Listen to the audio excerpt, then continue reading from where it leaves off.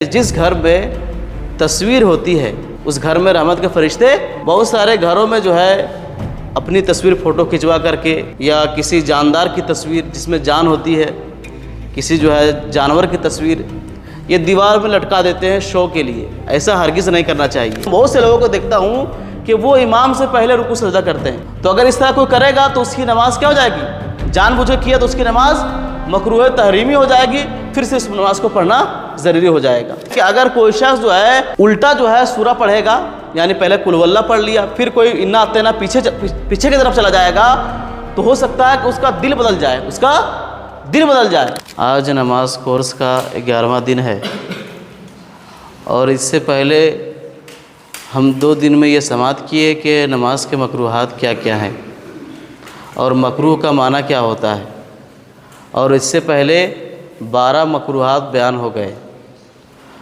آج 3 مکروہات بیان ہوں گے، تو 12 بیان ہو گئے، تو 13واں مکروہ ہے کہ جہاں تصویر ہو، تصویر یعنی فوٹو، جہاں تصویر ہو اس جگہ نماز پڑھنا، جہاں تصویر ہو اس جگہ نماز پڑھنا، یہ نماز کا 13واں مکروہ ہے۔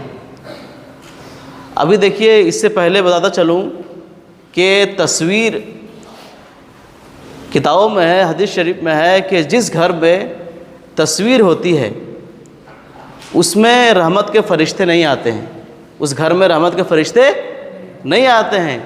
بہت سارے گھروں میں جو ہے اپنی تصویر فوٹو کھنچوا کر کے اور یا کسی جاندار کی تصویر جس میں جان ہوتی ہے، کسی جو ہے جانور کی تصویر یہ دیوار میں لٹکا دیتے ہیں شو کے لیے۔ ایسا ہرگز نہیں کرنا چاہیے۔ تصویر اگر رکھیں گے گھر میں تو ایک تو گناہ ملے گا، اوپر سے وہاں رحمت کے فرشتے نہیں آئیں گے۔ اس لیے جاندار کی تصویر جو پرنٹ ہو اس کو اپنے گھروں میں نہ لگائیں، اور اگر جھولا وغیرہ میں کہیں ہو تو اس کو چھپا دیں، یا اس کے سر کو جو ہے قلم وغیرہ سے یا سیاہی وغیرہ سے کاٹ دیں تاکہ آپ گنہگار نہ ہو جائیں۔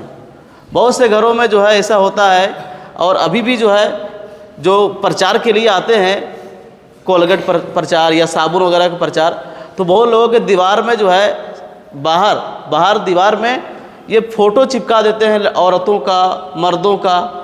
یہ سب ہرگز نہ چپکانے دیں۔ چپکوائیں گے تو آپ کے گھر میں رحمت کے فرشتے آئیں گے ہی نہیں۔ تو کیا کوئی چاہے گا کہ میرے گھر میں رحمت کے فرشتے نہ آئیں؟ ہر کوئی چاہتا ہے کہ آئے۔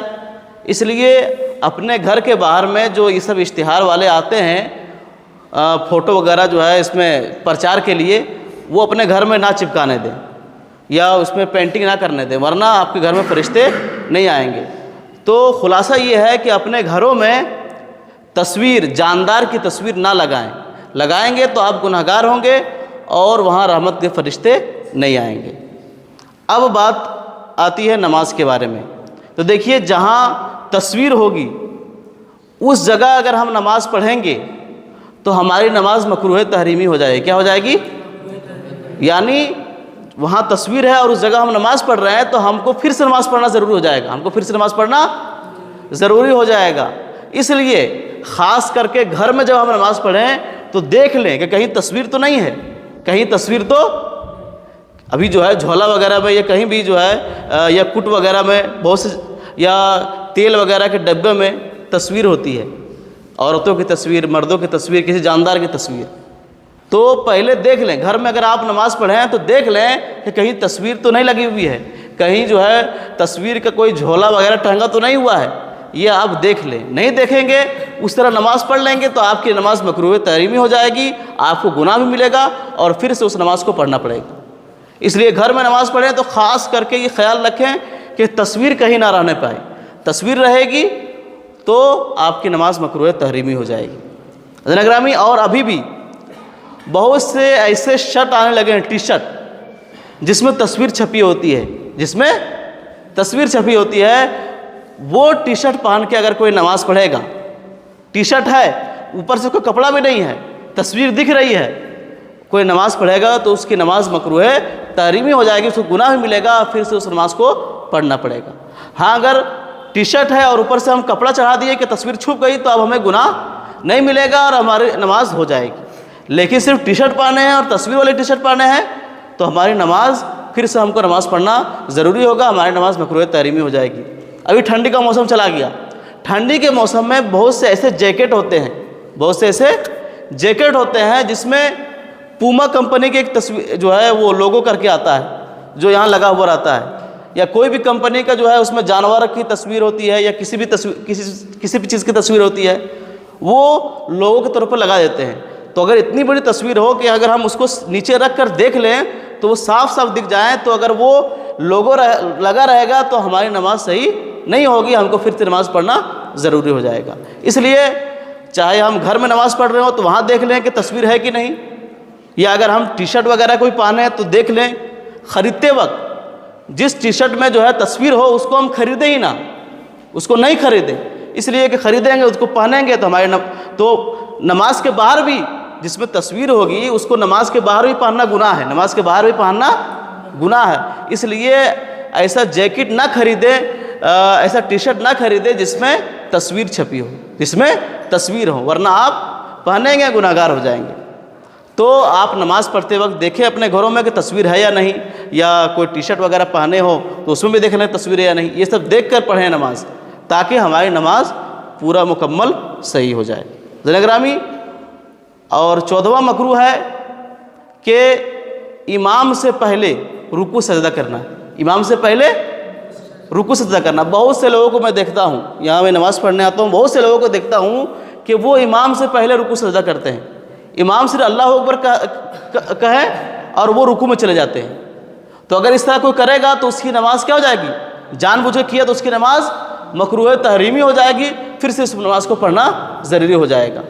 یہاں تک کہ ہے کتابوں میں کہ اگر کوئی شخص جان بوجھ کر کے، ایک شخص تھا جو جان بوجھ کر کے جو ہے، ایک محدث تھا، وہ بڑا عالم تھا، وہ کیا جان بوجھ کر کے امام سے پہلے رکوع سجدہ کر رہا تھا تو اس کا چہرہ بدل گیا، اس کا چہرہ جانوروں کی طرح ہو گیا۔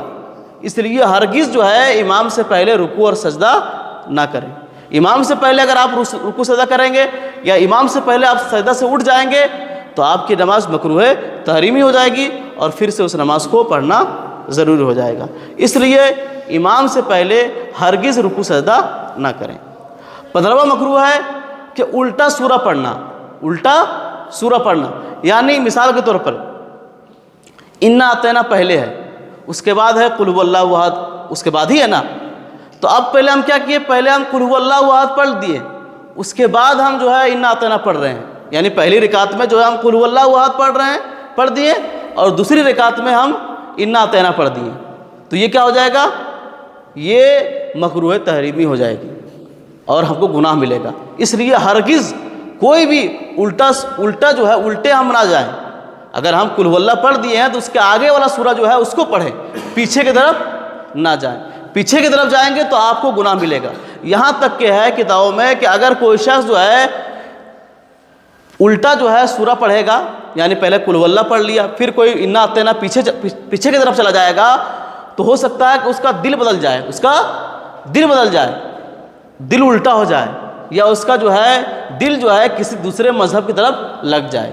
اس لیے ہرگز الٹا سورہ نہ پڑھیں۔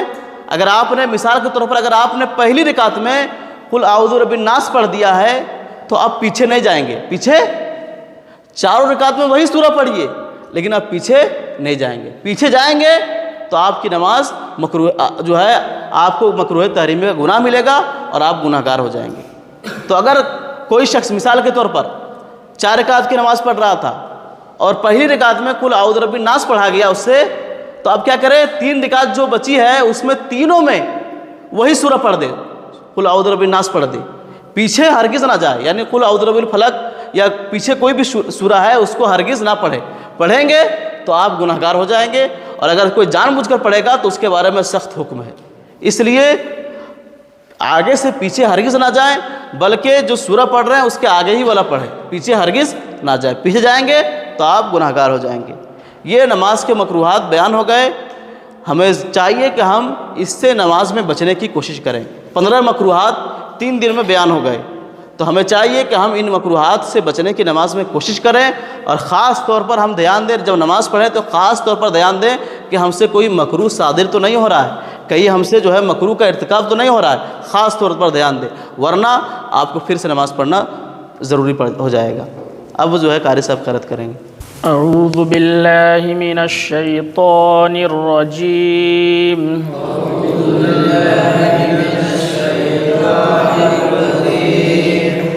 بسم اللہ الرحمن الرحیم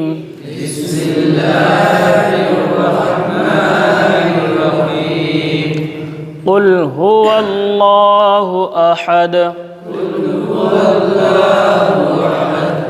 اللہ الصمد لم یلد ولم یولد ولم یکن له کفوا احد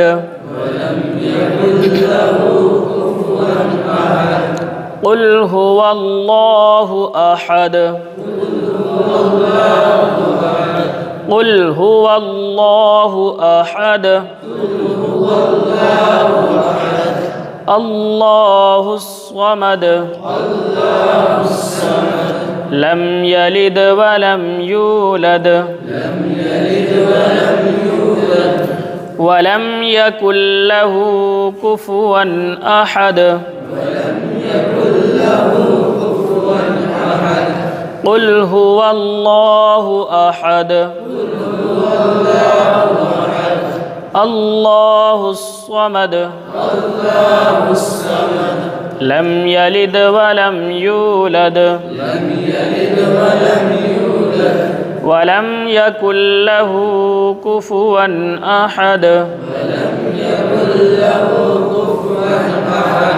ولم یکن له کفوا احد قل هو اللہ احد اللہ الصمد لم یلد ولم یولد ولم یکن له کفوا احد صدق اللہ العظیم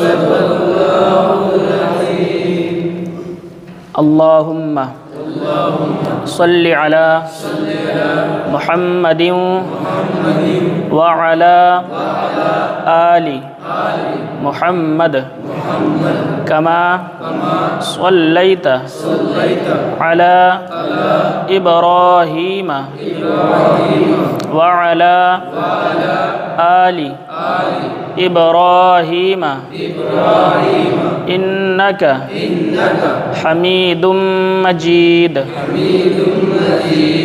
اللہم بارک علی محمد وعلی آل محمد کما بارکت علی ابراہیم وعلی آل ابراہیم انک حمید